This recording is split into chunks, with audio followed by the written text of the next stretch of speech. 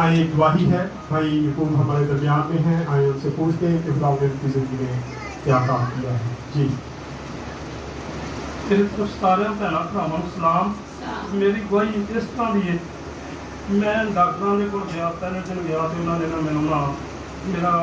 सारा ट्रीटमेंट किया, जिन्हें ट्रीटमेंट करके मैनू कहते मतलब टेस्ट टूस्ट किए तो उन्होंने मैनू कह दिता जी तेरा ना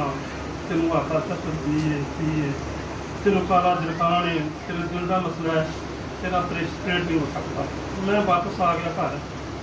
मैं पास साहब के अंदर दुआ की, मैं क्या पास साहब मैंने उन्होंने जवाब डॉक्टर ने देता, कहना यकूब तेन किस तरह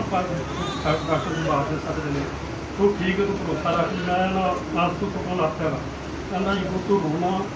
तू खुदा के खादमा ना तेन कुछ भी नहीं हैगा, तू जा फिर दुबारी बात। मैं जाके जो मैं टेस्ट करान गया तो उत्थे ना